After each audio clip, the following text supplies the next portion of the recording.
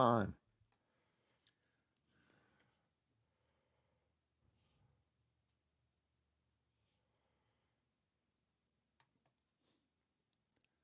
See what Felicity Huggins.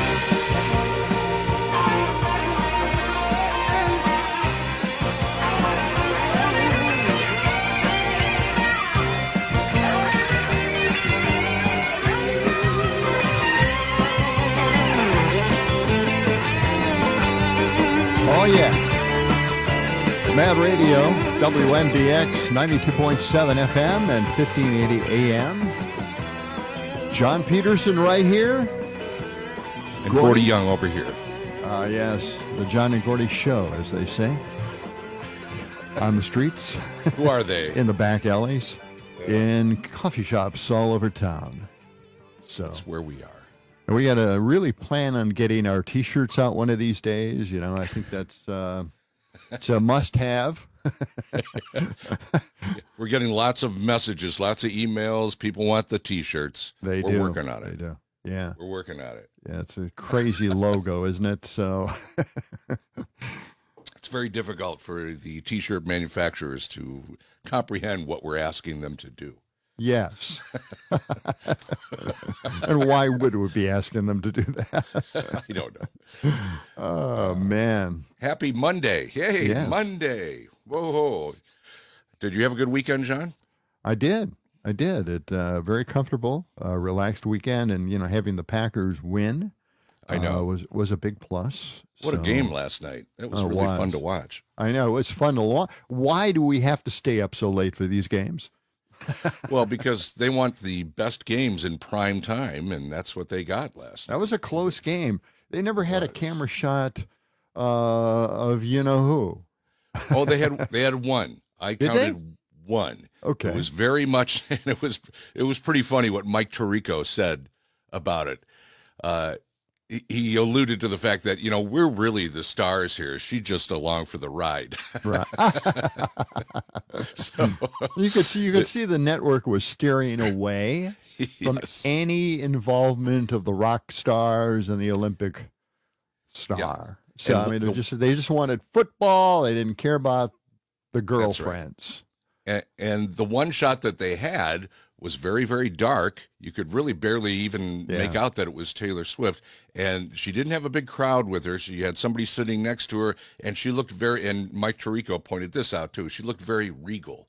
She looked very, calm, collected, not excited, anything. Maybe, she just sitting there with a very fancy outfit. Overdressed, maybe, you know? No, actually, kind of, for her, underdressed, I would say. Underdressed for this time. Very, kind of conservative almost. Yeah.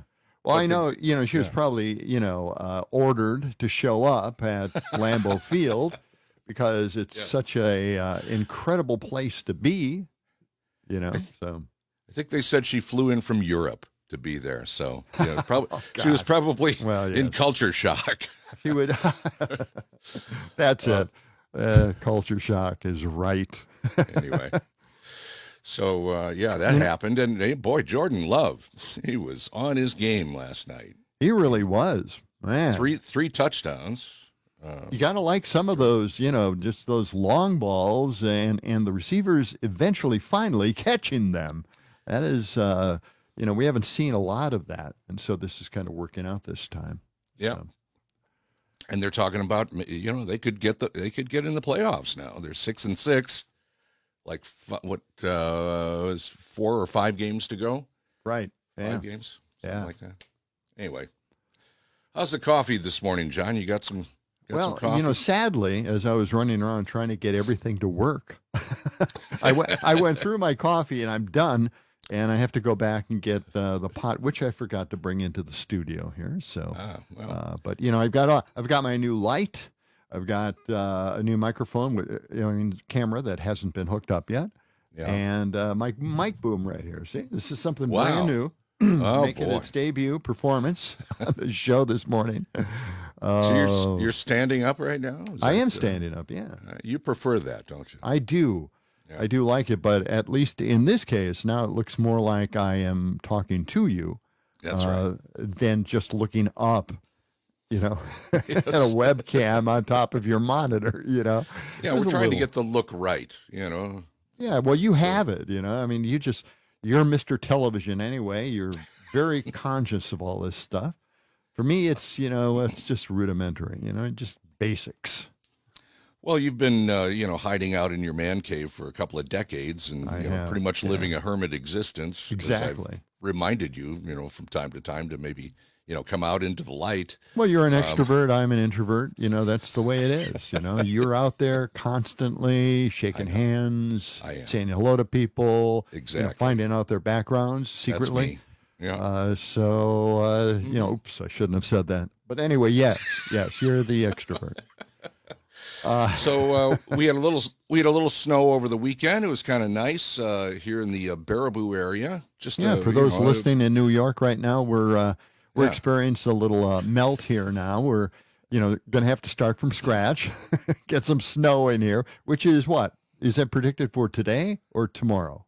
Well, Mr. Weatherman, we don't have that prediction in front of us. Today, just going to be cloudy and highs in the upper 30s, and then tomorrow, pretty much the same story: cloudy, upper 30s. I think we've got some snow down the line, but actually, it's going to warm up by the end of the week. Oh, so a lot of this stuff is going to melt away again. So I don't know.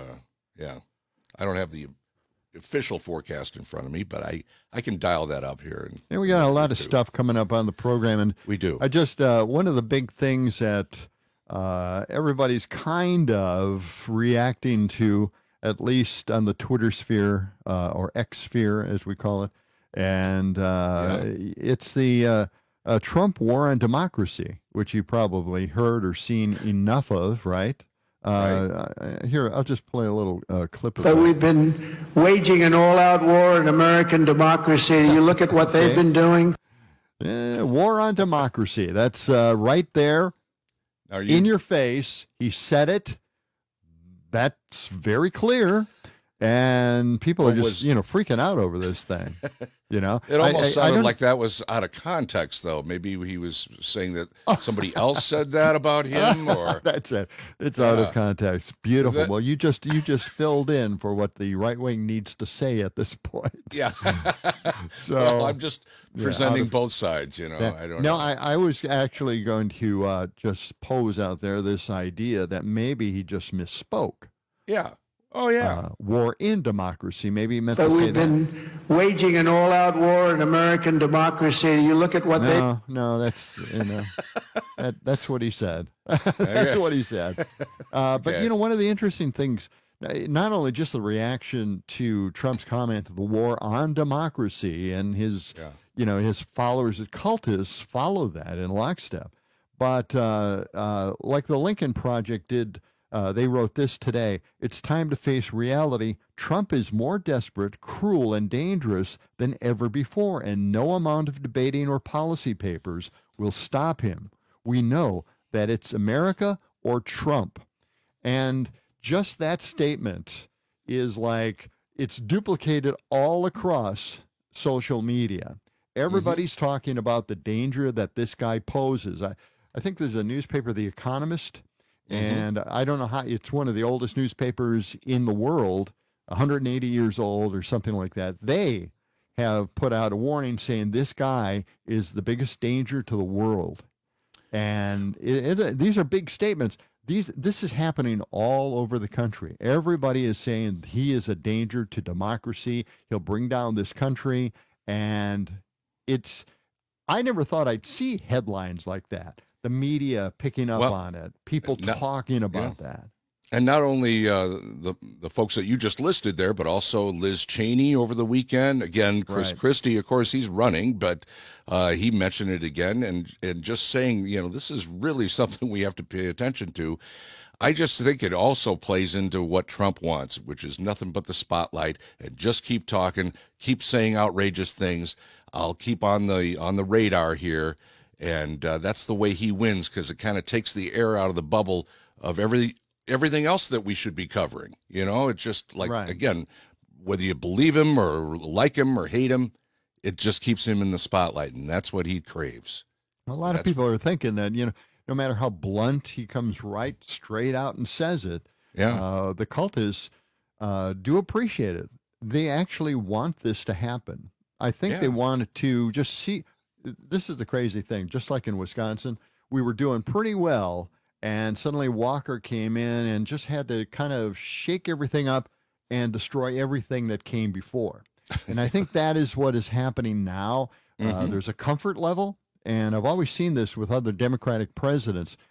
There's a comfort level in the economy. Things are just moving along, but really, technically, no one's ever really happy with their life or their financial situation, and they'll always say, "Nah, I'm not doing that well." They'll always say that. That's typical. So we take that to heart and we say, "Oh, well, geez, they don't like the Democrats, their policies, they're not working." Well, that's not true. It's just that people just are unhappy, period.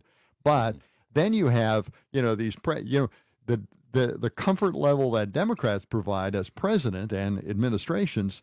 Suddenly people say, well, maybe we could take a chance. Maybe we could try this. Right. And they did. After Clinton, and we had surpluses, and we didn't have a national debt, they said, well, let's try something different with Bush. And he's promising to cut taxes. And when he did that, all of a sudden we started having debt again. It was a wrong time to start cutting taxes. It was more or less, let's keep paying and building up our funds, and in order to put other programs in place. You can have tax cuts. You can fund maybe universal health care if you have a surplus. But once you start getting into the deficits, then the Republicans will say, well, we can't spend money because we're creating deficits, and we can't make the changes we want to the tax system or universal health care. And it's this endless cycle that we're in, and we've got to get out of it. And getting back to Trump, we got a break coming up in a couple of minutes, but getting back to Trump, his theme has always been anti-government. He'll wrap himself in the flag, literally, and talk about patriotism and all of that. But when it comes to the institutions of government, he's totally always been, the government's out to get me. They're going after my taxes. They're going after me. They're singling me out, which is just ridiculous. But it fires up his base to be anti-government and to try to tear down the system completely and let's start over. Put the Constitution on hold, and we're going to go on to some other world here of chaos. Well, they always portray, the left and what is happening in the economy as the worst possible scenario. And it always makes their worst possible scenario seem just a little bit better. It's almost 19 past the hour. We're going to take a real short break, and we'll be right back with more.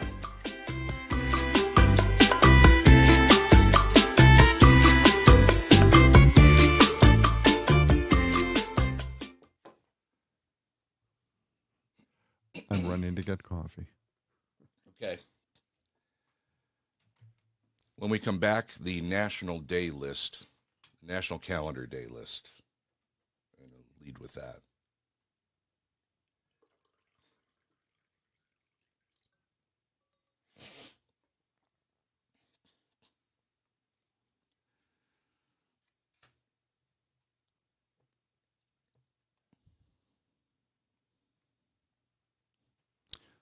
Bum, bum, bum, bum.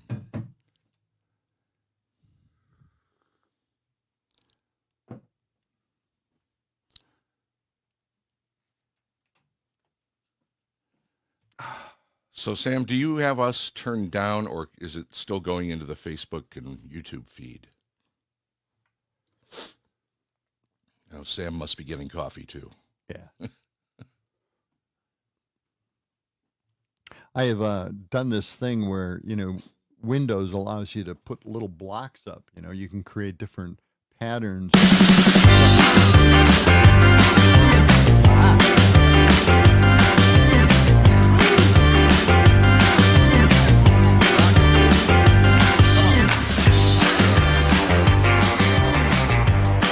yeah. Mad Radio 92.7 FM. And 1580 AM in Madison. The John and Gordy Show, WMDX, and we were just talking about the crazy comments from Trump and how they're just normalized now. We just expect it from him and his followers, his cultists. Now, these are the people that are truly, truly bought into the cult persona, the godlike figure that they have. So, normal Republicans are still out there.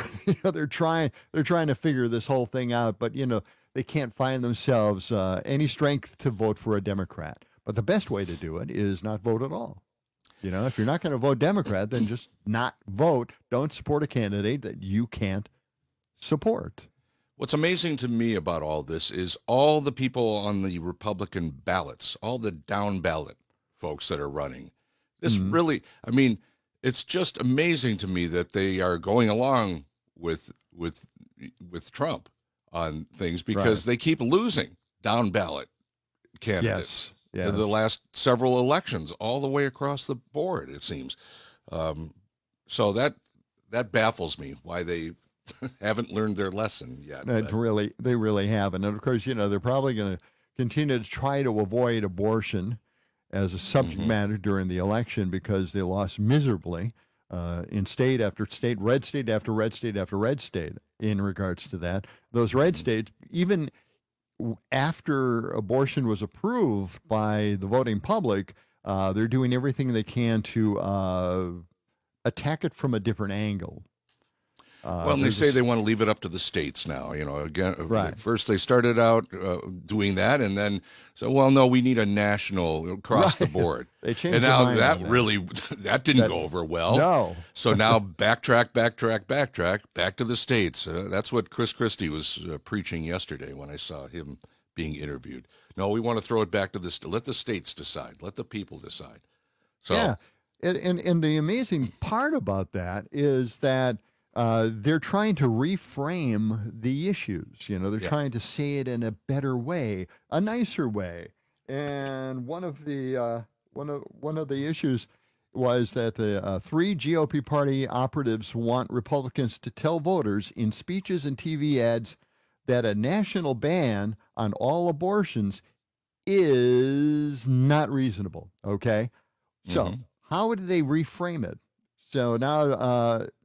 The leadership, Senate leadership, blamed the Democrats for their ad blitzes and portray them as evil. Now what they want to do is kind of, spin it in a very pleasant way, in a nice way, a total ban on abortion nationwide. If they just say it in a pleasant, kind of off-the-cuff way, maybe people will accept it and not blame them for trying anything horrible or, really terrible. So... yeah, how do they do that? They can't. You can't. They can't. Yeah. So it's, I know, it's weird. Hey, we're taking your calls. Phone lines are open, 608-879-8255. You can call us or text us with your Civic Media app if you want to jump in. 24 past the hour. John, I don't want to divert too much because we can talk some more on that, but it's the 4th day of December here. It's National Santa List Day, by the way.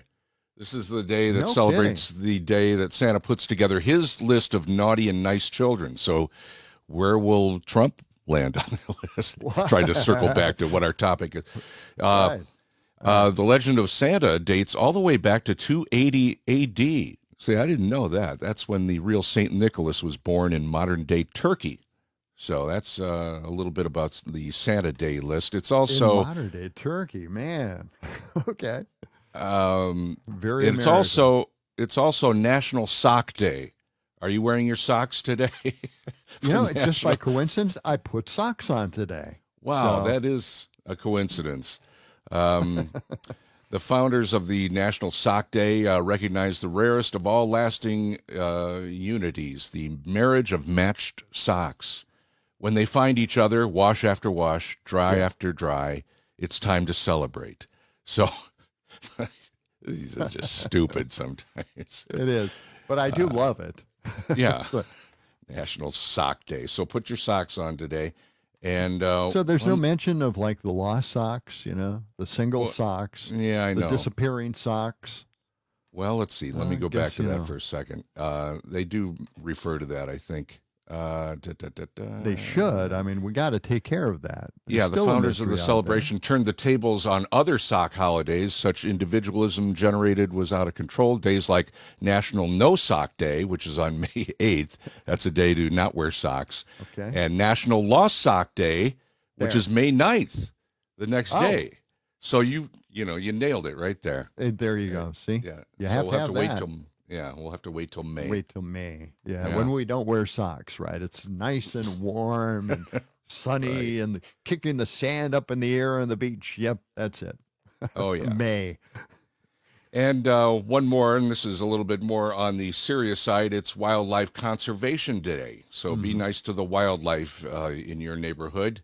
You know, if there's some birds out there, give them some breadcrumbs, that kind of thing. Oh, I had this weird thing happen. Yeah. Really weird thing. We had wild turkeys.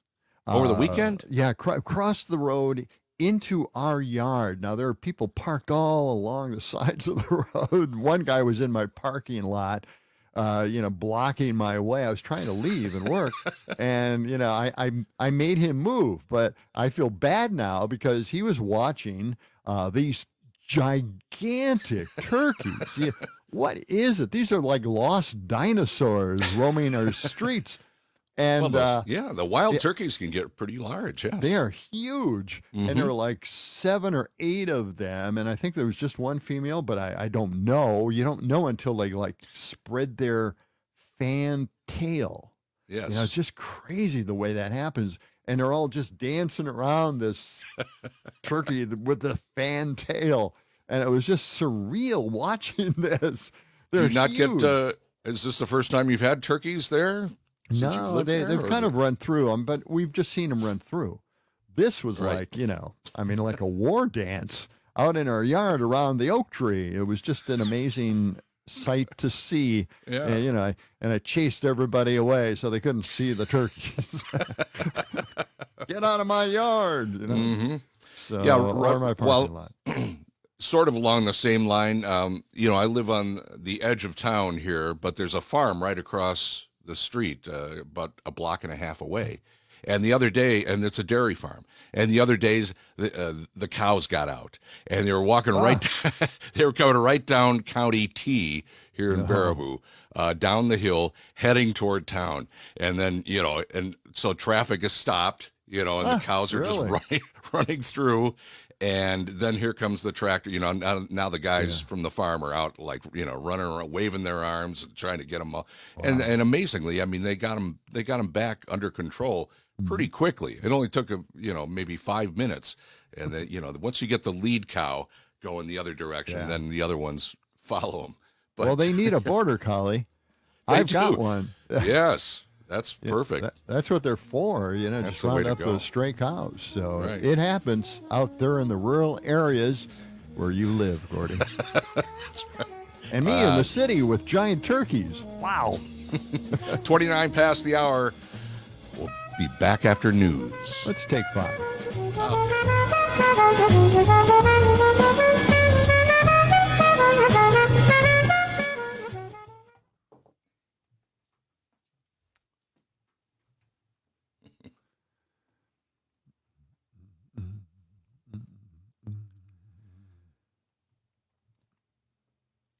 Hey, Sam, can you hear us?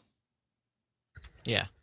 Are we still, can you turn us down on Facebook and YouTube too, or is that just a process you don't want to? If No.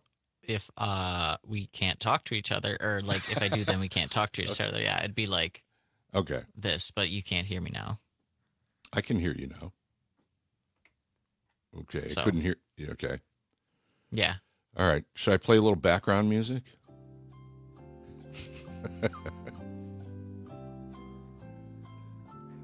Okay. What else have I got? Okay.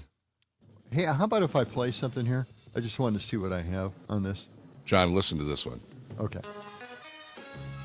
You know what theme that is. Yep. Hawaii 5-0. You got it. You got it. Yeah. I'm Go going to ahead. play a cut. I'm going to play a cut just to see what it sounds like. I was going to play this during our framing the issue on abortion, okay? But I wasn't sure what this was saying. It's so old. Democrats still believe in gender-selected abortions. They still believe in abortions well past 30 weeks. I think most people don't think that makes sense. So ask the Democrats, come with us, leave that extreme position, and come to a consensus position where most of Europe is, 47 out of 50 countries. Okay. John, all right. Yeah. How high is your computer level compared to your mic? His volume level. Well, what are you asking? I've got maxed out audio on my computer, but I'm not playing anything through the computer right now except the audio for you. So well, whatever you're playing clips on. Yeah. Okay. Do you? Because that sounds louder than your mic. It does. Oh, it does. It's Democrats still believe in gender-selected abortions. They still believe in abortions well past 30 weeks. I think most people don't think that makes sense. Is that better? So Okay. I turned it down. Okay. Let me see if that maintains. Biden is a man who has unleashed something that's a very bad thing, because when that happens to me, it can happen to them. You say they. Democrats still believe in gender-selected abortions. They still believe. All right. We got to come up with a topic here that we're going to get into. So X gets pink slip. Trump about religion. Marijuana.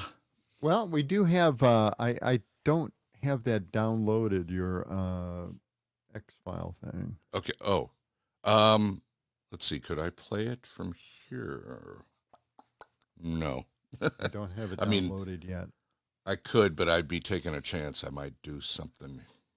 You know what? Maybe I can download it here. I'll just play it, right? Yeah. Paul and Gordy. There it is. There. Let's try it. X, the man with the X eyes, tries to help the most desperate in our society. Go yourself. F-Y. Okay. Go yourself. F-Y. Yeah, that sounds good. Okay. I can play those. I have it ready. So let's do that one. Just out of curiosity, what is this movie clip you're talking about? I mean, maybe you sent it, maybe you didn't. I just baffled. No, you're hearing it in the cut. Yes. Tries to help the most desperate in our society. That's the movie clip. That's okay. Okay. That's it was just it's a trailer. It's a trailer audio. So got 1 minute. So you want to have that? I'm just thinking this music. Can we get the FU on it at the beginning here? Yes, that's easy. That's easy.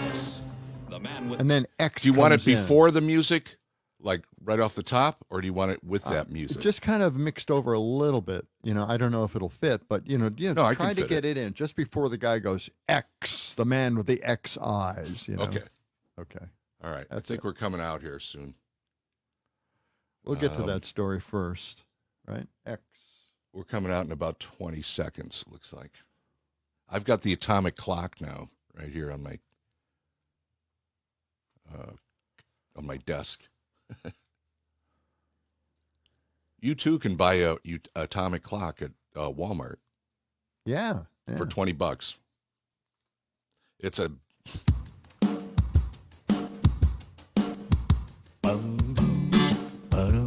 This portion of the show is being brought to you by Liquid Lawyer, the product to turn to when your liquid plumber overcharges you.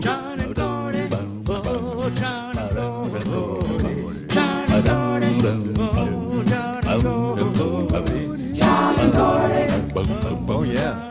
Big Horse comes in there. Mad Radio 92.7 FM. The John and Gordy Show. Big show. The big show.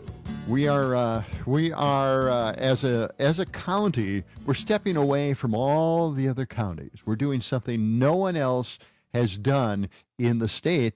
I'm not even sure if this has been done anywhere else in the country, but Dane County Executive Joe Parisi, who is on his way out, he's not going to run again, is asking local agencies to stop using the social media platform X, formerly known as Twitter. Is he now? Yeah. He sent an email to all the department heads on November 28th. In that email, he said he would like all department heads to phase out utilization of X effective immediately and cease using it altogether no later than January 1st, 2024. Now, why did he say why? Yes, Why? he did. Okay. He added that the social media platform, this is a social engineering from the liberal side of the aisle, social media platform has become too easy of a vehicle for bullying. He said it has created new addictive dependencies, which is true. You know, I've got to see somebody for this. And its increased prevalence directly coincides with higher national rates of anxiety and other behavioral and mental health challenges. Wow. Especially our younger generation is looking out for the kids. He just threw that in at the end. But anyway, yeah. Well, you know, we're all really anxious. We're worried about, you know, losing democracy, our country, and it's all because of X. And so our Dane County executive is saying, you know, this ain't gonna happen. So Has he taken they're kicking it out.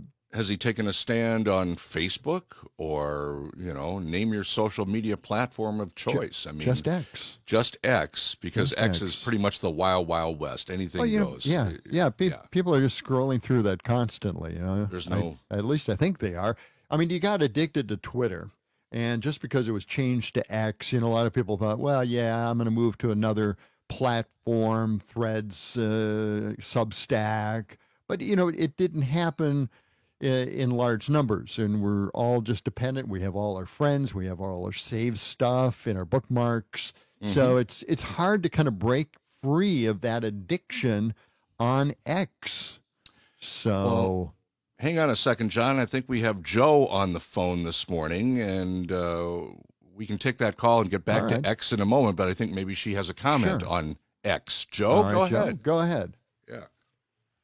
Well, I just want to, hi guys, how are you? Glad to hear that things are going so well with your fancy studios. That's very, very nice. Home studios. That's very cool. Isn't it I cool? was calling Yes. about the turkey situation because we always need to know more, right? Right. And we always need to relate always. it to politics, right? Always we need to relate it to politics. I know that some people hate government, think that government can't do anything right, but I would point out that the wild turkey situation in the state was a situation where government came to the rescue.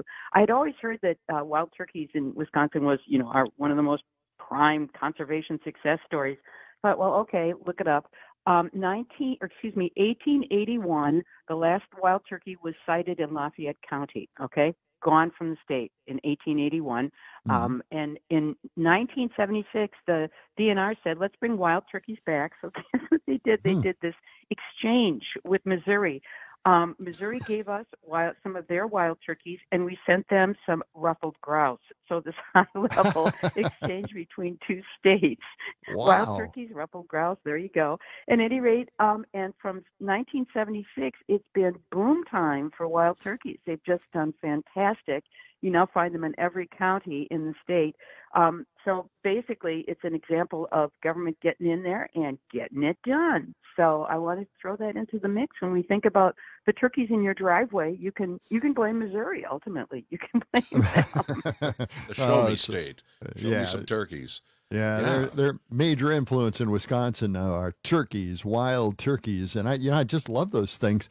You know, I do a lot of driving throughout the county, and the turkeys are very lackadaisical. They're very self-centered, and they like to walk slowly they or are. maybe even stop in the road. You know, they like that. Yeah, they're all about them. They're all about them, and you can just drive around them. Thank you very much. So, yeah. But Joe, I amazing have success stories, you know. I have It a is. question It's for you, Joe. yeah. It's government working, by the way. Yes, it's government working. Yes. Joe, the question is, when did this take place? Where this exchange of what was it, wild grouse or what was that, grouse from Wisconsin? Ruffled grouse. Grouse. When did this happen? Yeah, that was 1976. So they were wow. out of the state from 1881 to 1976, and in 1976 they embarked on this program to great success, and obviously great success. In fact, I think the range of wild turkeys is now bigger now than it perhaps was in 1881. They said in 1881 it was from like Prairie du Chien up to Green Bay. And that's why they're now Missouri outlaws, if you will, are now in your driveway. But it's so easy to think that they can't do anything, government can't do anything right. And I offer this as an example of, yeah, that went right. That went A-okay. Yeah. Good That call. was just fantastic. Well, thanks for looking that up and everything. Yeah, appreciate No the one research else would have there. done it except Turkey you, alert. Joe, and I appreciate it.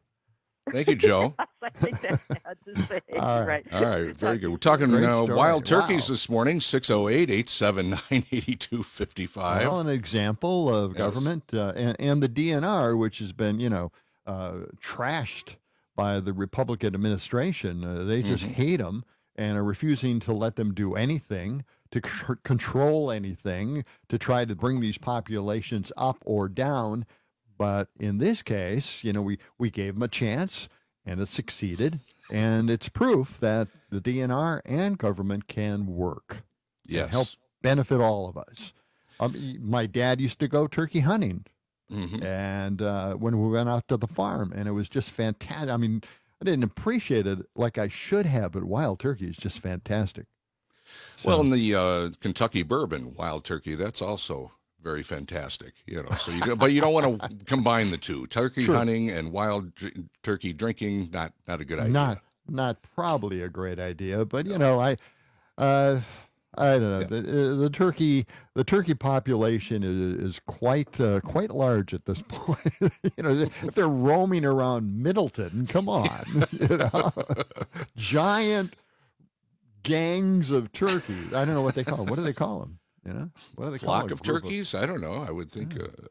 That's a good question. We'll do maybe some more research on what you call. I mean, you're sitting here in like flock of Middleton. seagulls. It's a lot of houses around, a lot of A neighborhoods. group of wild turkeys, I just looked it up, is called a rafter. A rafter. A rafter of turkeys. Okay. All right. Well, I think we'll they learn ran out of something new words Or and every day. maybe a terms. flock. I think the two are interchangeable, it looks like. Okay. All right. Well, Very good. rafter. Interesting That'll name. confuse people. There's Yeah, a rafter of turkeys around my house. They wouldn't know what we're talking about, but a group or flock, okay. Flock of turkeys. Yeah. But, the thing is, in the city like this, having so many wild turkeys, where do they live? Where do they sleep? How do they propagate? And the same thing with all these, the deer that are roaming through the city. There's like 4 doe the other day and mom running through our yard, just kind of, walking around. Where do they live? Where do they hide? How do they do this? A lot of this comes back to climate change, and things are getting a little bit out of sync. The Earth, as far as the climate and weather patterns, and that affects the flocks of turkeys and where the deer are going. It does, because they're trying to find food. They're trying to find food. They're trying to find places for shelter. And if things are different in the climate, that affects where they go and what they're looking for. One thing, when the turkeys were kind of, passing through our yard to another yard, they look like velociraptors. Yeah, they look like these little dinosaurs scurrying across. I mean, it's like the closest thing to having a dinosaur alive today are little turkeys. Well, we hear these science stories every once in a while about a species being completely extinct for, maybe a couple of centuries, and then suddenly they've found some, somewhere, some remote area of the earth, suddenly these things pop up and they're not extinct anymore. Right. I've heard of a couple of cases like that anyway. So getting back to what we were chatting about before, you were talking about Twitter changing its name to X, right, and what's going on there with that, and social media with is it Joe Parisi that made the Joe comment? Parisi, outgoing Dane County executive. Mm-hmm. So it's an interesting proposition. I don't know if anybody else has ever said no more. They don't like TikTok. They banned it from government phones and computers, and now that's what he wants to do. They're in moving Dane toward County. X. Yeah, they want to get banning X for what county executives to use and county for all administrators. for all departments. Mm-hmm. They're asking them to stop using it by January 1st of next year. And by the way, just because out of coincidence, we were Yes. thinking, well, look, we refer to X a lot on this program. You We know, do. we depend on it. It's like our lifeblood. You know, so I don't know if I'd go no, that just- far. but- yeah, I wouldn't go that far. But We do check it out, yes. we decided to bring back something, a very important feature of this program. It's the John and Gordy X-Files. X, the man with the X eyes, tries to help the most desperate in our society. With X. Yourself. F Y. Go yourself. And so F Y. we'll run this Elon. in the background of our stories from X from time to time. Yourself. Elon. Boy, Elon, how could you? You know, we're so disappointed. Yeah, he just wants to let it all crash and let the, if the advertisers don't like it, let them leave, and he'll just shut the whole thing down. Here we are, we're an American society, capitalist, and we have so much faith in our billionaire overlords. And then they act like this, and we're a little disappointed in the language that they use. Not in the thought process and not what they're getting across, but philosophically. But yes, we're disappointed in the billionaire class at this point, right? Well, it was all the controversy when he bought X or Twitter. About a year ago, year and a half ago? Not all that long ago. What was he going to do with it? How was he going to change the platform? How is he going to put guardrails on this thing and try to bring it into something that we don't have to worry about going on to and hearing crazy stories and stuff? And he really just said anything goes. Just go for it. What's his space agency's name again? Do you recall? Space, is it SpaceX or is that it? Let's see. That's what I was thinking too, and I think maybe he's just relating everything together. X is a platform. I guess so. Yeah, it could be. And his space agency isn't doing well, with their rockets blowing up, and they, and losing contact with one of them. Then they had to destroy the whole thing because they didn't have contact with the unit. They hit the kill switch. So it's SpaceX, isn't it? I think it's SpaceX. We're on it right now, John. Sam and I are doing. It is SpaceX, yes. Yeah. Okay. Yeah. All right. He has a new. So I never actually thought of relating the two together, SpaceX and X, formerly known as Twitter. I just didn't think of. What about the relating Tesla Model X? Oh, you're right. A they third do. X. Oh my gosh, it's three X's. Musk is actually getting into it. There's some controversy that's just out today. Oh, what are we hearing? Oh, we've run. Oh, we got a break. That's right. We'll be back with more after this.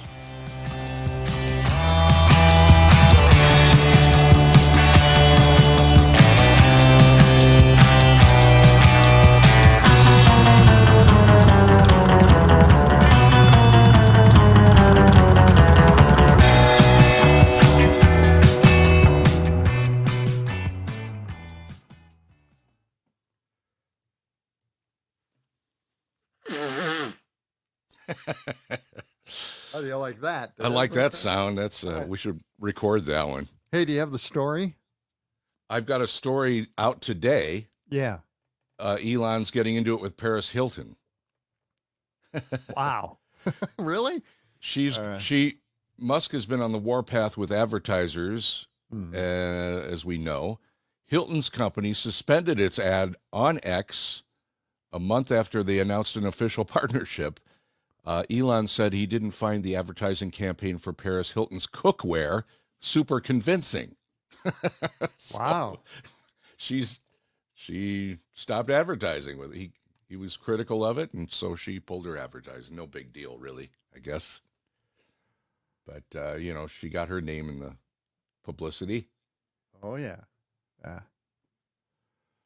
She looks exactly the same. I don't know if she's had some work done, but, she hasn't changed at all. Just speculating. Yeah, I don't know.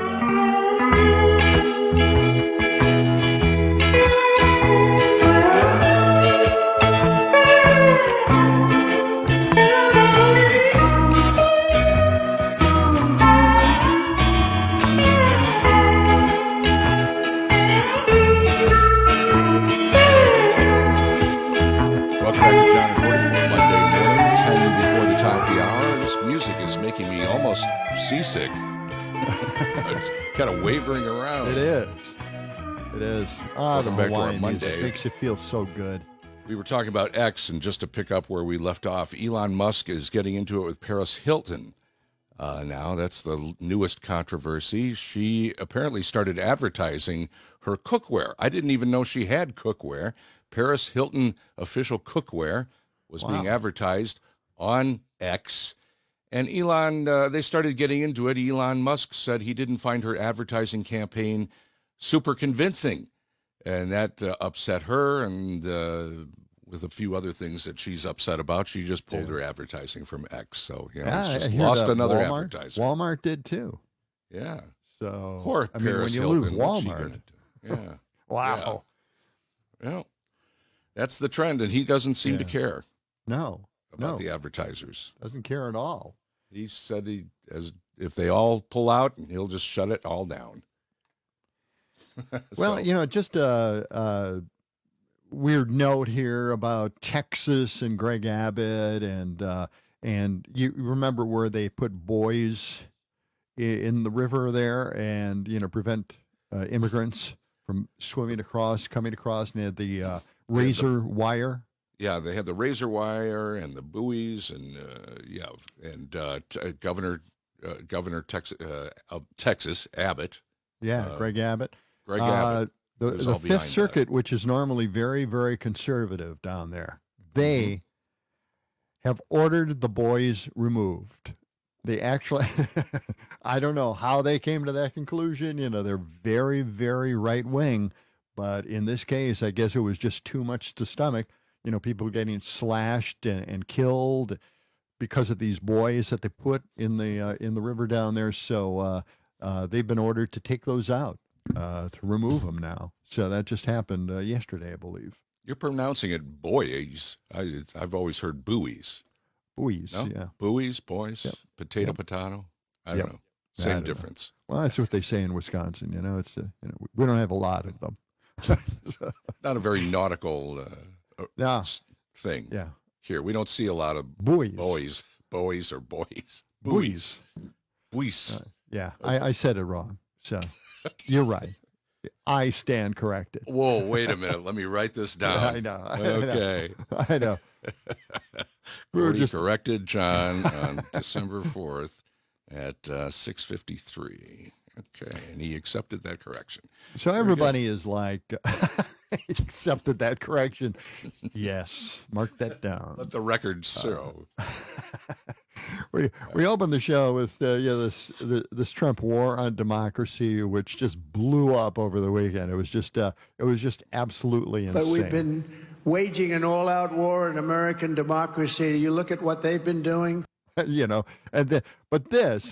this was just too much. And this, I think of my MAGA friend in Milwaukee, who is a born-again Christian and is always talking about the Bible. And I bring up, well, if you're so pro-life, why don't we have national health care to prevent people from dying prematurely? That's not an issue. We got to save the fetus. So I just thought this appeals to that MAGA wing of the nationalist religious sect. And this is weird. But I think if you had a real election and Jesus came down and God came down and said, I'm going to be the scorekeeper here, I think it would win there. I think it would win in Illinois, and I think it would win in New York, which is all places that, in theory. There is. So, he's asking for Jesus and God to referee the next election, and they'll decide. And, well, maybe he's hearing voices or wants to hear voices, or it appeals to people who think they hear voices and saying that God and Jesus are refereeing this one. So, now, how do you How do you think that will present itself? I mean, how will we know? Yeah. Will they just appear and with referee shirts on and possibly making calls and judgments? Well, it's I just wonder how will the media cover that? It's Trump riffing again, just making things up, getting off script. I think if you had a real election and Jesus came down and God came down and said, I'm going to be the scorekeeper here, I think it would win there. I think it would win in Illinois. You'd think they kind of swing the election for Trump? Possibly, maybe God and Jesus. Apparently that's what he thinks, so it's hard to get inside his head and figure things out. It is so incredibly dangerous to think that this guy is just a breath away from becoming president of this country. The world must be just shuddering at this point. Please don't do this. Oh man, it's not just the U.S. or democracy at stake. It's peace. It's working with other countries, helping them prevent aggressors, other aggressing countries. It just gets worse and worse and worse. And it's just another example when he's on stage, when he's in the spotlight with his people in his base at these rallies, he can say anything. I mean, he can just go anywhere. He's just riffing. He's just improving, and whatever pops into his head, they're going to go for it. They just follow him wherever he's going on these tangents, just wandering into the weeds on things. Right, because this is, the National Christian Movement is seeing this door open for themselves, and they really want to just, they want to force this. And we have Speaker Mike Johnson, who is a very strong believer in Christian nationalism. Mm-hmm. So they've got somebody that they're not going to kick him out as speaker because he's got this other agenda, and he represents this huge voting block of national religious nationalists. So I think, this is something that is very dangerous. It's all happening at once. It's coming to a head. We'll see. But even while the press is basically, sounding the alarm that we're about to lose our democracy, every newspaper, every editorial, every newspaper across the globe is basically writing about this. It's not a secret anymore. So perhaps, we're hoping that they see the light. But I've read comments where people are saying, well, they may think they'll see the light, but really they're for this. They want this. They want to see this happen. They want to shake things up. They don't like the way life is right now. They don't like the way the country is going right now. So they're thinking, why not? Let's go with it. John, we're just about to wrap up this hour. What do we got coming up after the top of the hour? We're going to talk about woke. Oh, we've got that. Yeah. We've got so much. The and alien marijuana. Party. Yeah, marijuana. We're coming right back.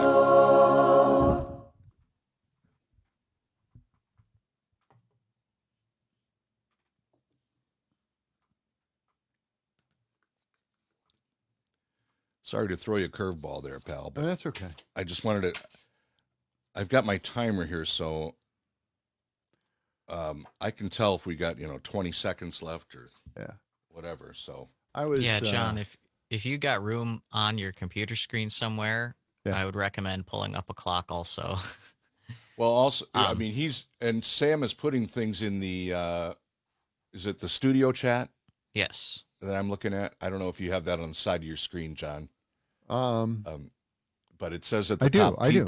I have it. So Sam is putting like 2 minutes, 3 minutes, 2 minutes, 1 minute. I haven't been looking at that, but I'll pay more attention, Sam. Well, just glance over there once in a while. Mm-hmm. I'll check it out. So what do you got? The marijuana story. Do you have any sound on that? Let me just get to that. Okay. And what was the woke? Oh, I got. Well, the other one though is the Republican Party in Sheboygan County. Okay. They're actually promoting censorship. They're trying to get dissenting voices to shut the heck up. Okay. It's just an amazing thing. And Sam, you've got our new jingle coming out of this? Yep, I was just previewing it. Okay. Actually. It's a cold start and a cold ending. It's like 30 seconds long, just to remind you, John. A cold ending. Well, it's not an abrupt cold ending. She Okay. just I hear it now. Okay. Marijuana found in a church, in a Tennessee church. Oh, no. Yeah. And it took a while for sheriff's department to kind of research it because they were afraid of booby traps and everything else. These marijuana growers are really they're very protective of their industry, their own particular product, because others will try to destroy them. Well, yes, there's a lot of security at the legal ones. They have lots of security. And did you happen to see Jim Belushi's show? He started a marijuana farm up in Oregon. And it didn't run long. He had like 6 episodes or 8 episodes. It was kind of a reality show about him running his marijuana farm. It was actually kind of funny, but it was, an education, Yeah, funny stuff. It's weird the way they like try to steal crop. They try to sabotage the crops. They try to do everything they can against their competitors. It's really cutthroat. So you want to start with the Republican Party in Sheboygan or the marijuana thing? Which way do you want to go? I wish first? we had. I know that I have marijuana. What was the thing about the Texas GOP rejects ban on Friends? Because I was talking about the Friends theme. They what was the headline? They refuse to reject or say that Nazis are not their friend or something. Yeah. Yes. That's I have that story. I do have the Friends theme up for whenever you cover that. Oh, really? Maybe we should just start with that one. Go for it. Just do it. Okay. Just do it. Yeah, they sympathize. 2 months after a prominent conservative activist and fundraiser was caught hosting white supremacist Nick Fuentes, leader of the Republican Party of Texas, have voted against barring the party from associating with them. I mean, but let's get proactive here. Save it. That's a good story. I don't have a drop for that. So, by the way, I have a really good one, and you'll like this one. I mean, this is a good topic. What? On WISN's up front, they had Patrick Geraci, the general consultant to Janet Protasewicz's campaign, and they interviewed him, and he had some interesting comments. I've got 3 comments from him, and we'll go through those. Okay? So we got that. That's a really good one. So. All right. Well, you lead the way here. All right. So we've got. How much time do we have? 1 minute? We're coming up. A little over 2 minutes. All right. Yeah. All right. Yep. So what are we leading off with? Yeah. Which did we decide? We're leading off with the Texas GOP making friends, making amends, keeping those Nazis close. Know your enemy, I guess.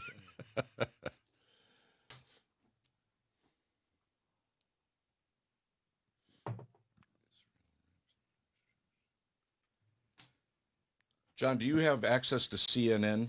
Do you have a TV anywhere near you? I do not have a TV for that. Yeah, I just wondered because I've got mine, so I'm monitoring in case there's any huge news happens, any breaking news. All right. See what's on Good Morning America too. I thought I had a little sounder on pot. I don't think I do. Can't believe I don't have that pot thing going here. I don't know if you have time to queue up One Toke Over the Line by Brewer and Shipley. I can find it, yeah. We got about a minute. Okay. Maybe have that one won't be going to standing by after the first story.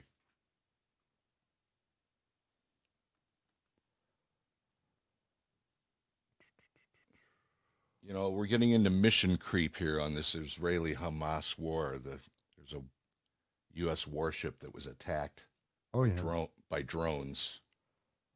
They fended off the attack apparently, but things are heating up now. We're starting to inject the U.S. into this. It's been an all-out campaign from Israel. Yeah. To divide the country and get support. So it's getting a little. You remember the pot song from Neil Diamond? No. Pot, give me some pot. Da, da, da, da, da, da, da. Here we go.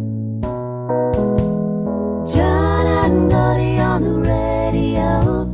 92.7 is the place to go. It's John and Gotti, John and Gotti, John and Gotti, John and Gotti. In the morning, in the morning, in the morning, in the morning. It's John and Gotti, John and Gotti, John and Gotti, John and Gotti. At the break of dawn, get your coffee on. John and Gotti on the radio. 92.7 is the place to go. Sweet. Welcome back. That. Yeah. 6 minutes past the hour. Thanks to Shondell Marks for putting that together and offering that up to us. Appreciate that. You know a lot of people in the business there, Gord. I do.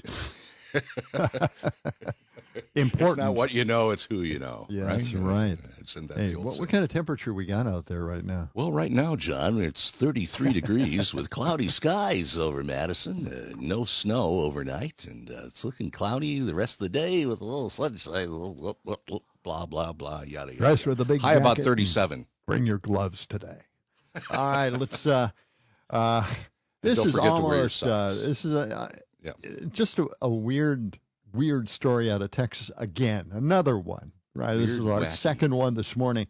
Texas, 2 months ago, after a prominent conservative activist and fundraiser was caught hosting white supremacist Nick Fuentes, the leader of the Republican Party of Texas, had a vote against barring the party from associating with known Nazi sympathizers and Holocaust deniers. In other words, they voted to keep their friendships alive and well.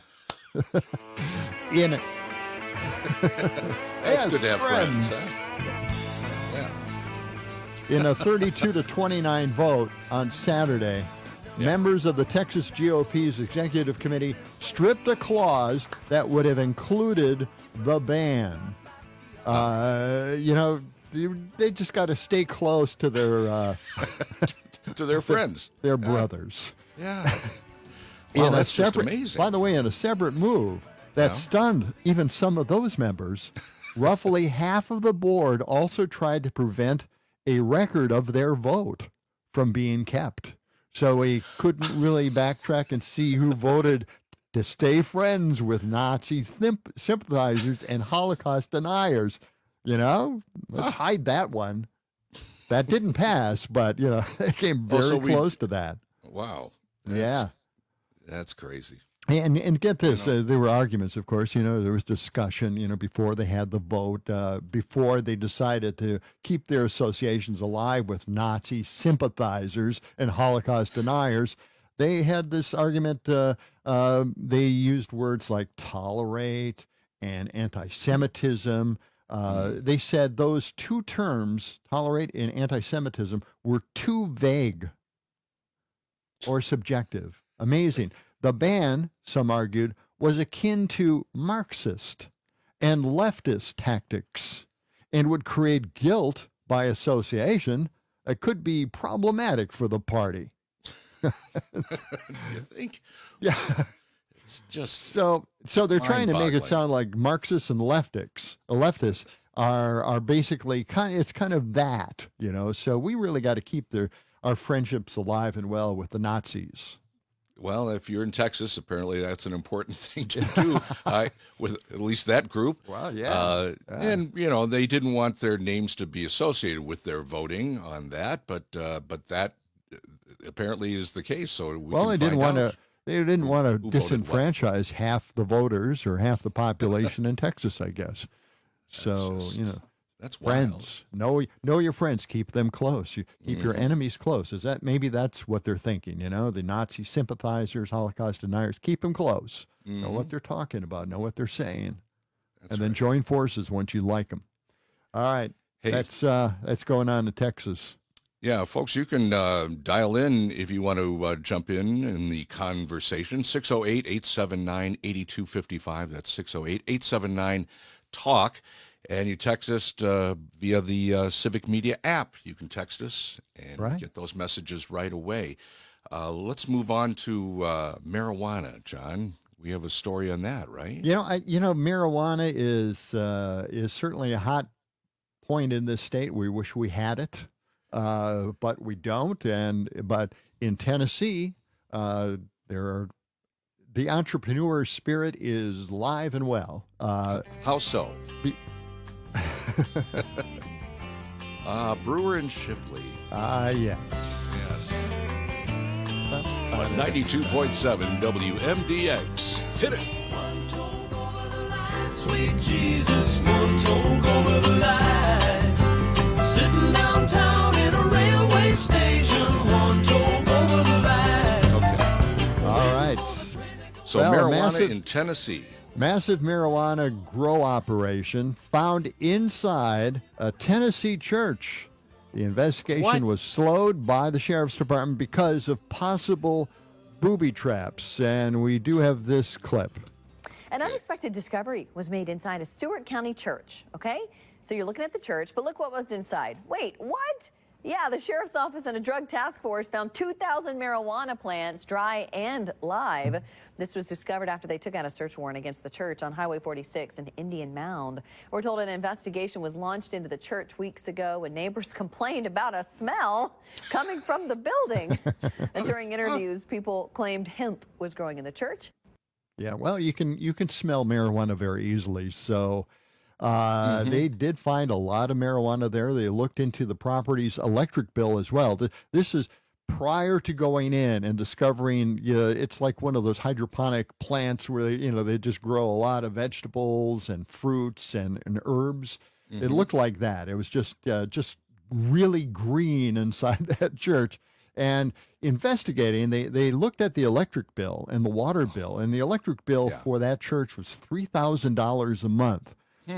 And seems a little high for a church that, and a high water bill too. So yeah, what did they need there? And they found obviously all those marijuana plants alive and dried, and they didn't find any booby traps though. So that's always good news.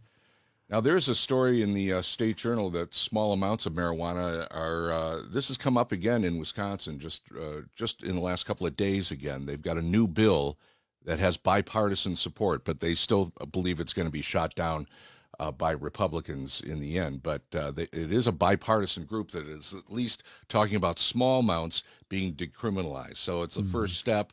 But again, bipartisan support for it, but we'll see if it gets anywhere beyond the legislature. There are about 30 states. 30 states have legalized recreational pot. Yeah. And then you add in, like you were saying, they decriminalized pot. It kind of expands that a little bit. Only 4 states have completely kept it illegal, totally illegal. 4 states. That's it. Does it list the force? What force? Wisconsin is not, because we have the CBD oil. Oh, that's right. So we've loosened the restrictions just a little bit, but medical marijuana, no, not in this state. And I just want to say, congratulations to all those who stopped this pot plant in the church from happening. Another big victory for the war on drugs. Well, and the neighbors hasn't been very successful. The neighbors around the church just wondering, gee, what's that smell? It's not every a bad Sunday we smell something, huh? Yeah. And get this. In what sounded like something written from the 1930s, they have Paulette Redmond, media relations coordinator for the sheriff's department, and she wrote, and I'm just going to say it in the voice of a 30s person, the Sheriff's Department continues to clean up our county. Great teamwork. You know, it just... That's a good voice. Oh, thank you. I have to do my 30s version of doing the show one of these days. We should do that. It's John and Gordy. A throwback. Yes. Throwback show. Yeah, I like it.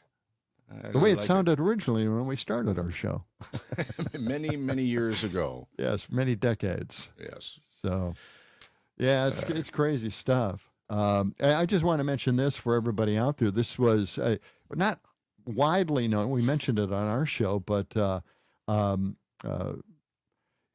Robin Vos missed the date where he could have impeached Janet Protasewicz and created an entirely new election in spring, because he had to make that move, the impeachment move, before December 1st. Did he and just that forget? date is come and gone. It was on his calendar, but he just didn't see it, or do you think he intentionally just said, this is not going anywhere? Well, that's a good question. I don't know. Yeah. Just but I guess maybe they gave up on it. All the advice going against that that wouldn't have been a great thing to do. But now I know we only have 2 or 3 minutes here, but you had something on the Republican Party in Sheboygan. You want to save that for the next? Yeah, let's go save round? that. Let's Okay. save that. I do have a coming clip up. I just wanted to get in here, and it's let's listen to this. A little more than 1 million Wisconsin voters cast their ballot this April for that liberal Supreme Court justice. That's true. But what happens if the justice is impeached? Now, if Republicans successfully remove her sometime next year, the state's Democratic governor can't just replace her. But if Republicans remove her before December 1st, that triggers a special election, meaning that voters will have to cast their ballots again next April for a seat on the high court. Next April is also the presidential primary election in Wisconsin, which could see higher Republican turnout. So there you go. That's an explanation for what had happened. And he had a chance to do it, and he didn't do it. And so even if they try to impeach her now, Governor Evers can appoint another justice. So, and that justice will be there until 2031. So if that happens, that's the way the ball rolls. you know? So very good. Yeah. Not bad.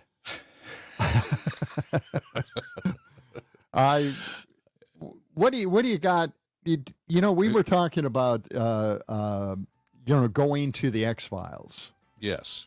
And I've got something here that I just thought was pretty close to what we need to hear. From Elon? God's anointed press candidate. Okay. We'll have that in a moment.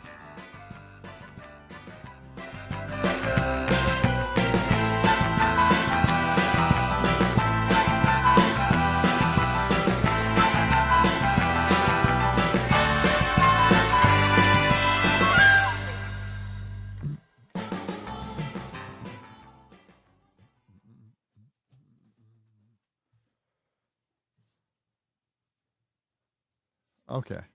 All right.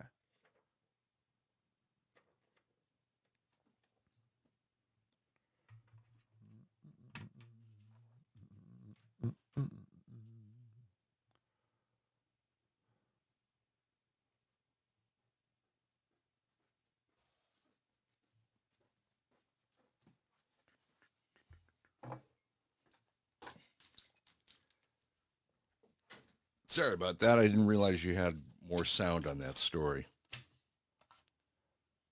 That's all right.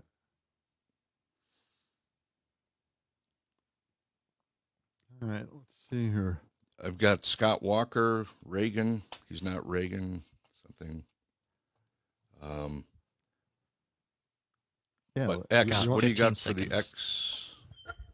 We're going to run the X-File cut again? Here's something. I'm just going to, this is about Trump again. So I'm going to go into a whole thing. I do what I want and I do what I did. Out of my mind and I couldn't care.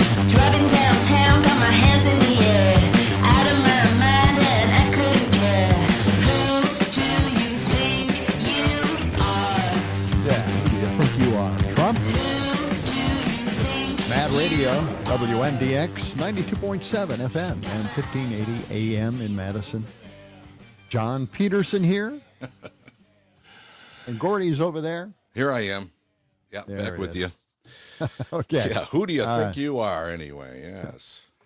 And I don't necessarily have the X-File theme going okay. right now.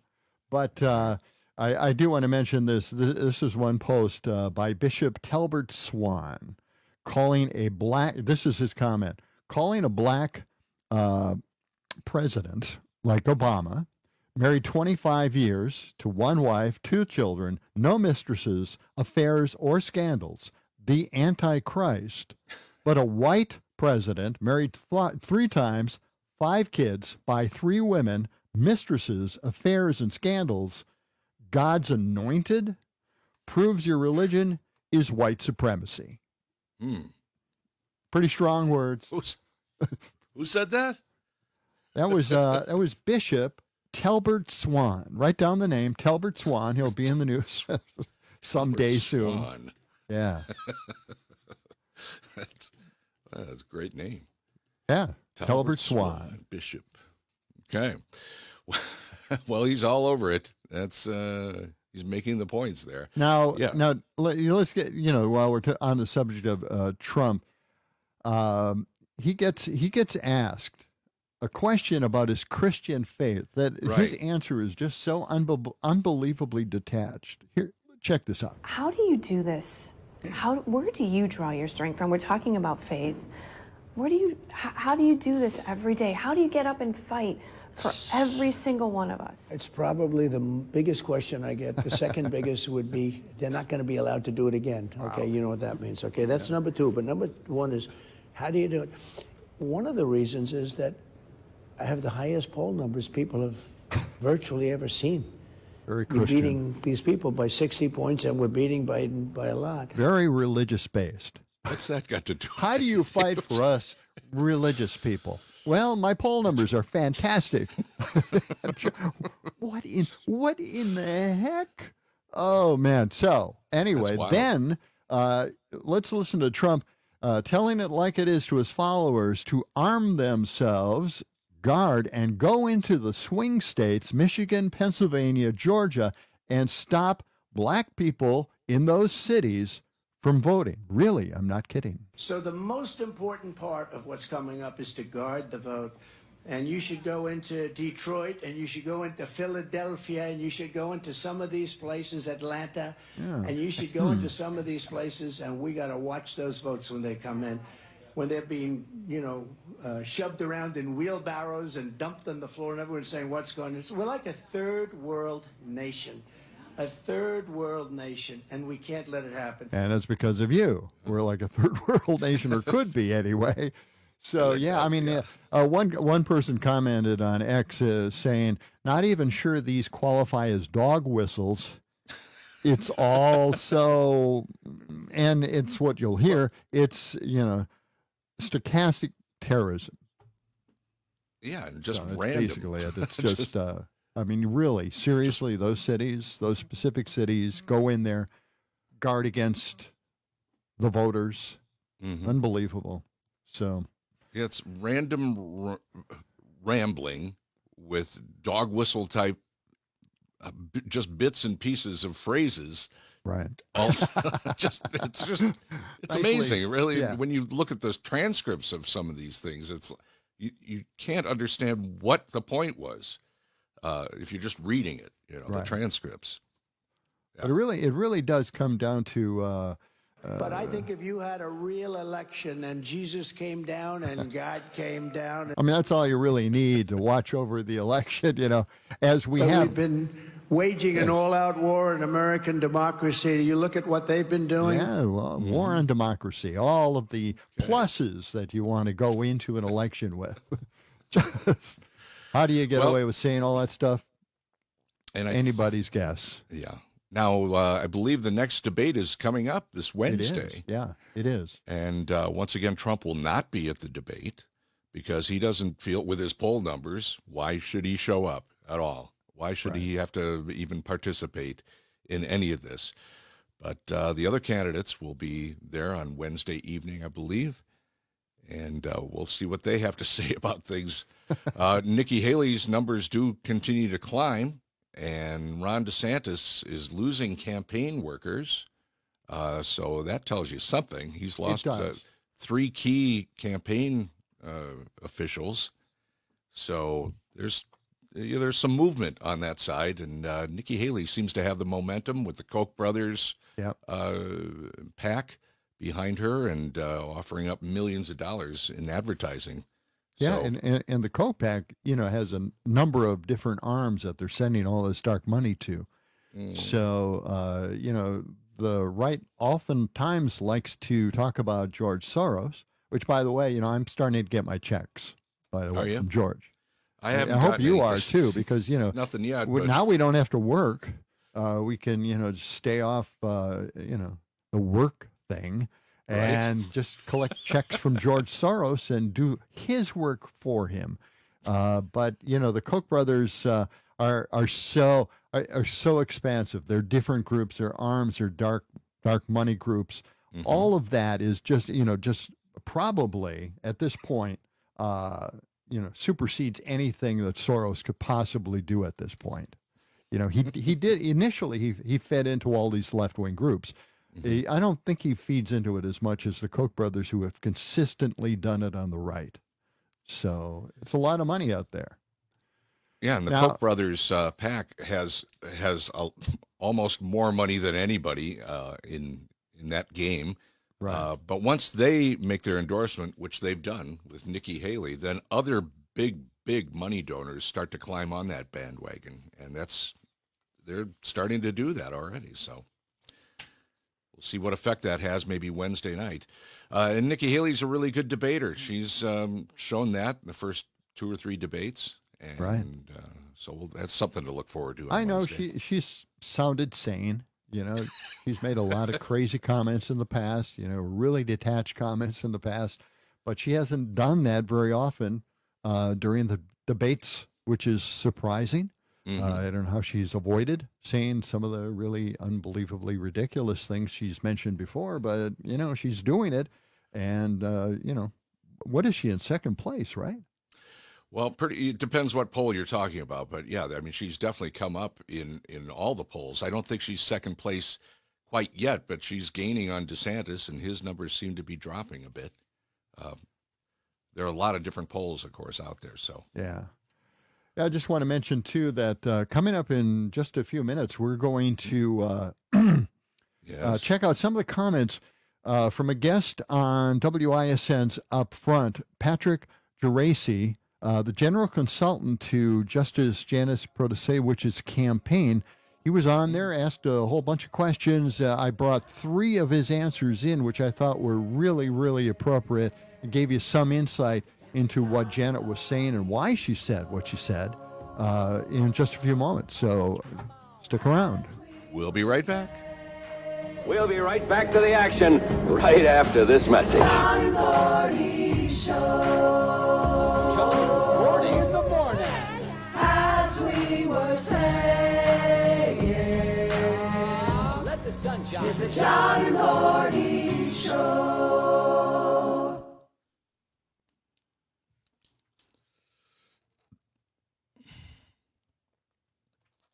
What do we have? Okay, we're going to get left? to that. Here's what he said about Janet's position on cases.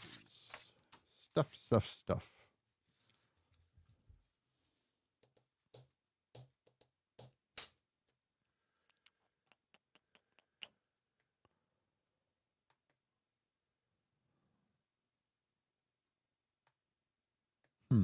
Maybe we should recap a little bit on the Packers thing, because we hit that right out of the box early. Just reference it. Right. And anything else that we did over the weekend? I didn't do anything. My hearing is now bad in my right ear. First it was my left ear for 2 or 3 months. Now left ear is pretty much back, but my right ear is totally clogged now. And I got a hearing aid. My sister bought upgraded hearing aids, and she gave me her old ones. So I'm testing those out. Really? The right ear, it doesn't help at all. The right ear is completely almost down to, wow, maybe It's not 20% hearing over there. It's just totally clogged. But the left ear, I don't have the hearing aid in right now, but I did try it out yesterday. It helps a little bit. I don't like the sound of it, but it does add to it. Felicity Huffman, did you hear that story? No. Okay. I got that in case we, she's speaking out, she was arrested and spent 11 days in prison, for helping out her daughter getting into college. You remember that? College admission scandal? Okay. Yeah. Well, she's speaking out a little bit. She's trying to rationalize. I'll just save her comments if we want to go there. Yeah. I'm just looking at the information on Travis Kelce and Taylor Swift. Yeah. Well, at least, Well, let's talk about that a little bit, because I think this is the first game that she's gone to where they actually lost. So, there may have been a little different mood after the game. Oh, baby. Oh, I'm sorry you lost. Oh. What can I do? Let's get back in the jet and go back to Europe. Can you imagine just living that lifestyle? Okay. It's fun. Fine. Who's the other person? The Olympic star. Who? She's going to get married to a Packer player, right? Oh, I don't know. They never bring her up in this article. It's Taylor Swift and Travis Simone Kelce. Biles? Yeah. What, Simone Miles? Biles. Okay. Who's that? She's the Olympic gymnast who married one of the Packers. Oh, is she the one, the tumbler? No, I think so. I don't know. It's been a while since I watched gymnastics in the Olympics. Right? Really? I thought you were really into that, Sam. From everything I heard. Yeah, we had a different impression. So, what were we thinking? I don't know. Oh God. Oh yeah. Got about a minute. All right. Okay. Let me try to get the first one up here. Case language. I'm gonna play that short little. When she was asked. I'm gonna play that short little really old Packers intro whenever you talk about it. Oh, okay, yeah. All right. Well, we should start maybe out of the gate with that one, just for the hell of it. Or no, we could bring it up as when this story ends, bring that one up. How's that? You gonna start with a Packers story? No, I'm going to start with the campaign consultant for Janice Protasewicz. Okay. Okay. Because I promoted that is the thing coming up. Okay. So. All right. And then we'll fill. Okay. Taylor Swift. Okay.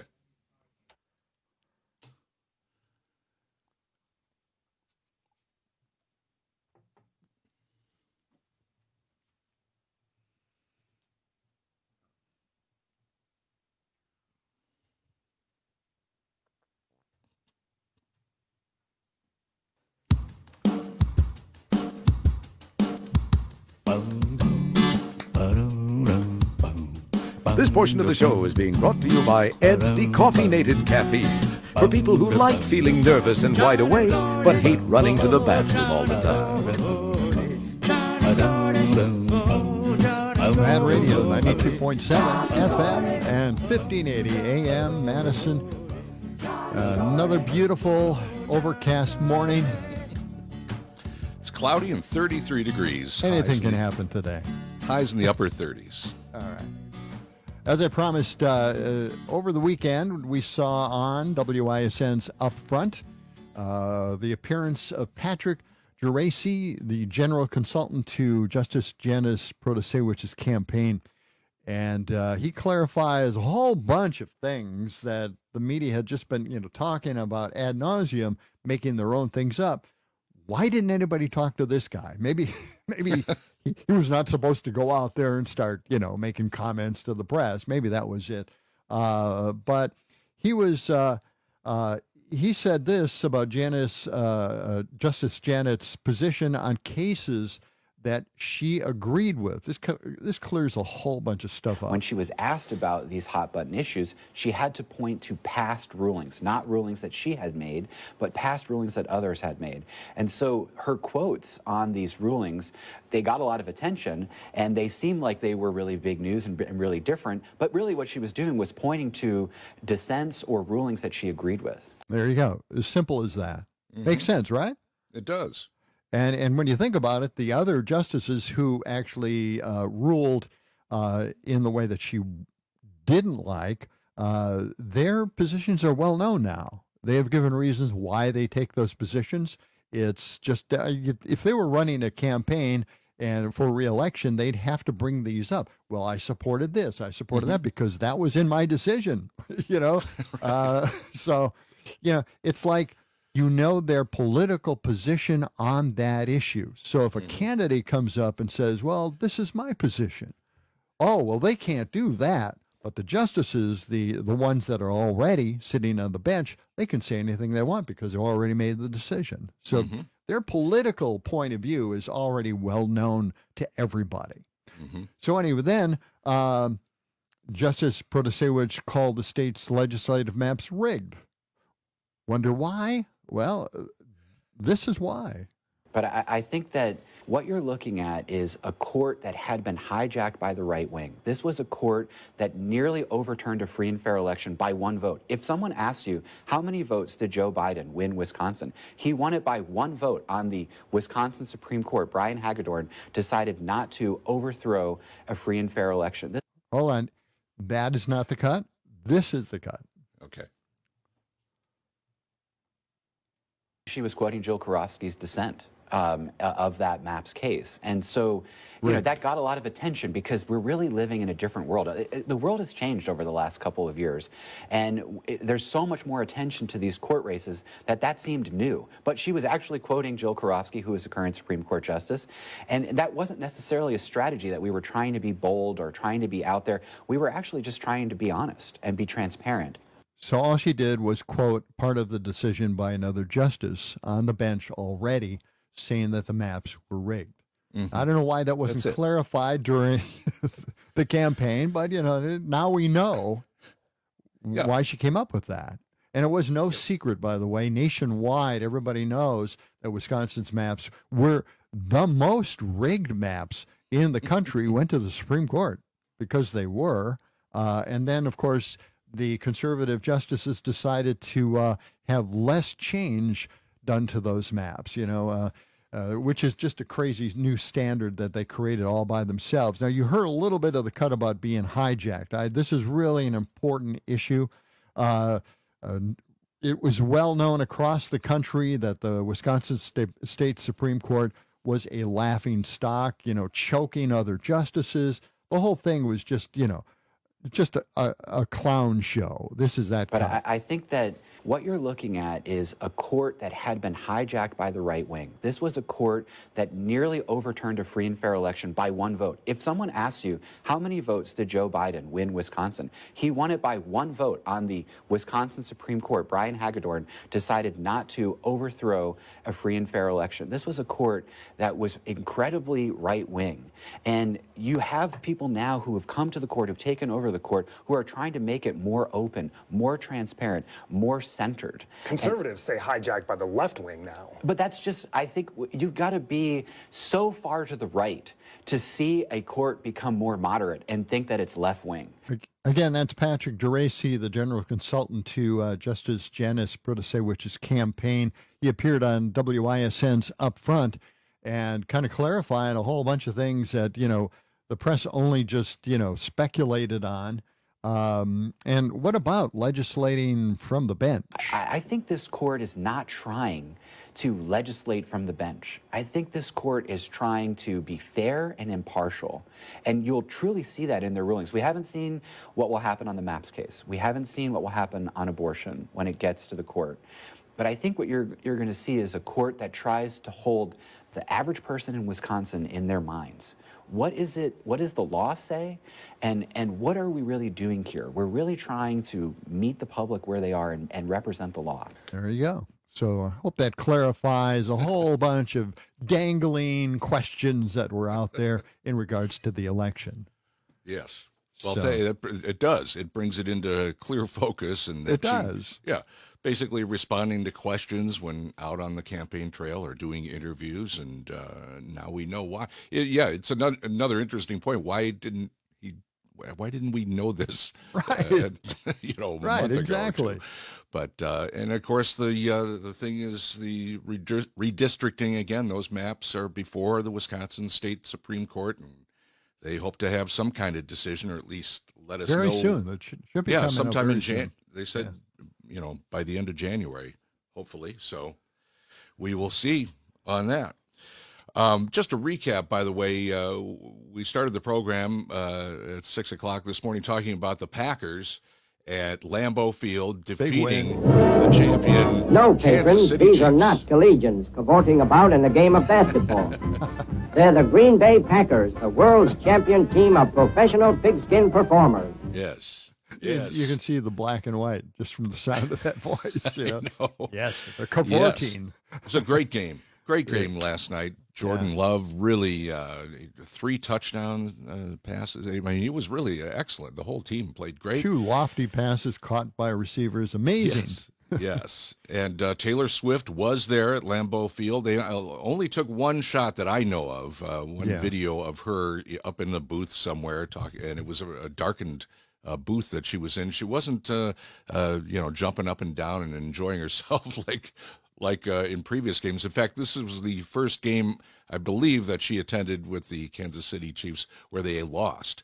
So, kind of a downer. She flew over from Europe to be at the game, apparently, and so you can So being imagine. the lucky charm is over, right? Yeah, That's you can done. imagine that. Travis Kelce and poor Taylor Swift are very disappointed after the game, and how would they console themselves? It was so ridiculous, watching the announcers. They just really steered so clear of mentioning anything about Taylor Swift, or even Simone Biles for that matter. It was really ridiculous. And at the end of the game, the Hail Mary in the end zone, they had to focus for some reason on Travis Kelce's miss on the pass because he was like out of the play. He ran past the people who were trying to receive that Hail Mary. Yes. And he wasn't even really part of the play. And the announcers are going, well, yeah, there's interference there. Travis Kelce was pushed. You could see that. He wasn't even, he didn't have a chance to catch the ball. So anyway, but they did have at least Simone Biles. They had her on the sideline saying hello and waving. That was nice. But boy, I don't know, Taylor Swift, why she was so secretive, why she was in the dark, why she didn't want to be out there in the media. Trouble? Is there trouble in their relationship now? Is this going to turn the tide? That's got to be it. Can't wait to see entertainment tonight. We'll get all all the coverage you can possibly stand. Well, the thing is, it did show her in walking up through the stadium. Oh, really? Okay. Yeah, I they missed that. showed her in the walking through and she was okay. They were taking shots, pictures of her and stuff like that. It's fine, but nothing up there in a booth watching her boyfriend. Well, and Mike Tirico mentioned at one point during the broadcast, the announcer there, that really Taylor Swift is just along for, we're the stars of this show. She's just along for the ride. That's it, yeah. He was joking, of course, but pretty funny. We'll see what happens if there's any, blowback now on their relationship or what happens Let's get next. to. I wanted to bring this up about the Republican Party in Sheboygan County. It's an amazing thing, and this is really it says a lot about the party in a direction that it's going. At the November 2023 Executive Committee meeting, a motion was proposed to censor speech, prohibit speech of executive committee members. And I'm just reading the article. Sadly, I was unable to see this occur live, but I spoke with multiple members, and read the minutes. And this person who wrote this is trying to tell us and give us an idea of what happened. As defined by the ACLU, censorship is the suppression of words, images, or ideas that are offensive, and happens whenever some people succeed in imposing their personal political or moral values on others. Also, it's more governmental. The government has to do it in order for it to be real censorship, not media. What happened at the last executive committee meeting is 100% censorship, pure and simple, regardless of how anyone attempts to wordsmith this. This is what happened, directly quoting from the meeting minutes. And this is a quote: motion to prohibit communication by persons on the executive committee of the Republican of Sheboygan County, via email, speech, handouts, or social media that disparage, criticize, accuse elected Republican officials, or seek to incite or opposition to or toward Republican elected officials and elected Republican Party of Sheboygan County Executive Committee members. So you can't say anything against them. What a word salad. It is a word salad. That sounds like our disclaimer that we sometimes read. Yeah. Maybe we have that standing by. Yes, it's just, boy, I think they covered it all there, didn't they? Don't say anything, basically. Just, It is a word salad. It is amazing. Mum's the word. Yeah, the guy who wrote this said, in my opinion, this motion would make Stalin blush because it crushes any dissenting voice who dares to question the position, vote record, or public statements of our elected officials, regardless of if we agree or disagree with the key local, state, or federal issues. Everyone has a right to be heard and protest and redress their government. So it's an amazing thing to, these guys, they love the Constitution. They truly believe in it. I think somewhere along the way, some manufactured image of it, but they certainly don't promote it. And certainly telling people that they can't say anything about or disparage any of their fellow executive committee members is crazy. It's just crazy. So it is. And that's happening. I mean, this kind of stuff spreads. When you think that you can do something like this, you've got to think that it can happen anywhere in the state, anywhere in this country. And this is basically what's happened nationwide. So, well, it is. Yeah, it's very depressing. I know I'm bringing everybody down this morning. Just have another cup of coffee, raise your spirits. Well, I understand sometimes the need for them to have private meetings and try to close it off from the public knowing anything. I get that in particular, but to put something like that out, try to just prevent anybody from saying any disparaging words about anybody that was a part of the meeting, in the meeting, near the meeting, and somebody you disagree with in the meeting, you can't even bring that up. Yeah. It's a sad state of affairs, isn't it? Yes. It is. Yeah. All right. Mad Radio, WMDX, John and Gordy Show. We'll be back with more.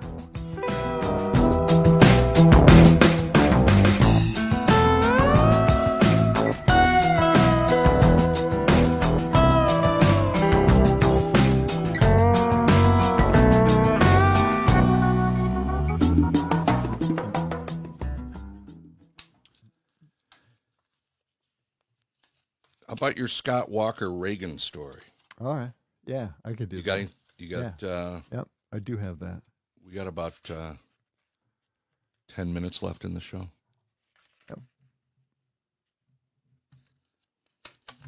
And we need to fill. I can do this Felicity Huffman story. I've got it all right here. All right. Why don't you do that one? You want to come out with that and then go to Walker, or vice versa? Well, let's go to Walker, and then you'll come up with that. Okay. Yeah, we'll see how we go with Walker. Do you want to do a wheel thing, media? Well, I've got the wheel. It's over in the corner. I don't know. You don't have to. No, let's not. All right. I'm kind of thinking maybe we depart from the wheel for a while. Maybe bring it back once in a while. I don't know. It doesn't matter to me.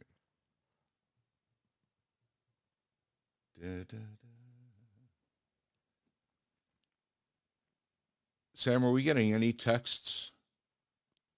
Any update on that?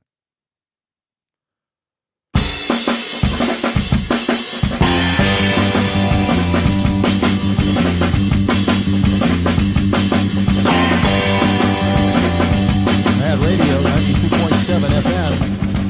John Corey Show. And don't forget to text us. Let us know what you're thinking. If you have a subject that you'd like to broach here on the show, go ahead. Bring it up. Broach away. Yeah, broach away. Like that, broach. You know, Scott Walker is a big fan of Ronald Reagan, and he takes care of Ronald Reagan's ranch, I believe. He's out there all the time, dusting off the furniture and the books and stuff like that. No, you're making stuff up now. I think he's out there all the time. I don't know why. He must have something to do with the management of the ranch. Maybe it's a side gig he's got there. But, Act 10 is being challenged in court now. Yeah. So he made a comment on X. Yeah. Back to X again. This is the comment. Somebody, by the way, responded to it, and I'll give you the response in just a moment. But he said, if the radicals are successful in overturning Act 10, they will take money away from students in the classroom and give it to big government union bosses. God. Union bosses. The people of Wisconsin certainly don't want that outcome. That's what he said. Those darn union bosses. Okay. So here's a quote from Ronald Reagan from March 7th, 1980. He said, "These are the values inspiring those brave workers in Poland. They remind us that where free unions and collective bargaining are forbidden, freedom is lost." So, that's maybe a famous quote that Scott Walker should think about. Well, it's too late, actually. He passed Act 10, so, he's on the wrong side of Ronald Reagan. Mm-hmm. I'm sure that this quote necessarily is not on a wall at the ranch that he is taking care of. You don't think so? Oh, God. So anyway, just to let you know that Reagan is not on the same wavelength at all. Scott Walker's like off that reservation. So, yeah, I saw a video clip of him, and I'm trying to find it, but I don't think I can find it in the time here. But he was in front of his. I mean, it was a very odd clip. I don't know what he was commenting about. It was just on the TV in the background, but the background to his clip was this fireplace mantle of weird rock formation and a big plastic American flag that looked like it had just been unfolded. You could see the folded creases there. So it's just something they slapped up there. And it was just a very odd background that he, with whatever the clip was. I'll have to try to find that for tomorrow. But he's out there making comments and getting in the game again. Getting in the Republican game to look forward to the next election and get his 2 cents in. You don't see Paul Ryan doing that. No. He's been awfully quiet. I don't even know if he's on the board of Fox Broadcasting anymore. Well, here we have, Scott Walker making contradictory statements. He's in charge of a college organization. That's right. And he went out and said that maybe, college students shouldn't vote until they're 21. It's just an idea. Floating it out there. This guy is just, out there in left field, and, he's making comments during the Packer game. He always does, he's some kind of big fan. He identifies with the Packers somehow, the blue collar workers in Green Bay, the whole team, the packing companies. But, he's just not there. And well, could he just disappear into the fabric somewhere? I don't know. Maybe he's going to make a comeback. Maybe he'll be, he's thrown his hat in the ring for vice president, perhaps on the Republican side. He tried his presidential campaign. That didn't go anywhere a few years ago. Yeah, that presidential campaign was kind of like a forerunner of Trump. He wanted all the states to have their own energy departments. Mm-hmm. He wanted to do away with the federal government departments and transfer them to each state. So each state would have its own way of dealing with the environment, whatever. Yeah, it was absolutely crazy. But that's probably pretty much why he lost. Now we're looking at the same scenario again. So just to give you a clue here, and this was an observation from Wisconsin Strong, they said this is what you get under 2 decades of Republican rule, and they were referring to Texas. In a recent study by the Cato Institute, Texas ranks dead last among the states when it comes to, get this, personal freedom. They rank dead last in personal freedom in Texas. Well, it's like a different country there. They've kind of set up their own deal there, and they do things different in Texas. Right. Yeah. That's just crazy. You know, you were talking about Scott Walker being a college, whatever this board is that he's on, the promoting colleges and that kind of thing. Remember that Felicity Huffman from Desperate Housewives, and how she was getting her child into college, her daughter into college by, forking over some money to the college admission. Right. And Big somehow scandal. that was wrong to do that because you're not supposed to. She paid a fixer $15,000 to falsify her daughter's SAT scores, if you remember that case. Felicity Huffman is now speaking out about that and sort of explaining how that all happened because, she had to spend 11 days in jail for all of that, pretty tough sentence. She said she felt like she had to give her daughter a chance at a future. And so it was sort of like in my daughter's future, which meant I had to break the law. So she was forced to break the law to help her daughter's future in her mind. She said on the way to take the SATs, her daughter was very scared. She was going, can we get ice cream afterwards, Mom? What can we do that's fun after I take the SATs? And Huffman said she kept thinking, turn around, just turn around. And to my undying shame, I didn't. And she had already was about to pay that $15,000, which got her into that her daughter into that college. So now she's sort of regretting it, but trying to explain it that it wasn't really that big of a deal. So we can all rest easy now that we know the rest of the story, right? Well, yeah, kind of. It was going on all over the place. Money talks. Well, that's it. You can do apparently, these she's kinds not of the only things. celebrity that was doing that, though. I Right. mean, there were lots of celebrities that throw some money at it. Well, how many billionaires, non-celebrities, were doing it? Well, that's Maybe. a good point. Huh? Yeah, under the table. A lot of legacy stuff going on, So And the world turns. And the world turns. It sure does. Hey, that's going to wrap it up for this edition. Oh, man, I wanted to talk about the alien party on the moon because I see flashing lights up there. I guess we can't get to that story. All right. Well, maybe we'll get to that tomorrow. Maybe we'll be invaded tomorrow. We'll keep you posted on all that. Yeah. Thanks for joining us. Have a wonderful day. Sing along. As we were saying, let the sun shine. it's the John and Gordy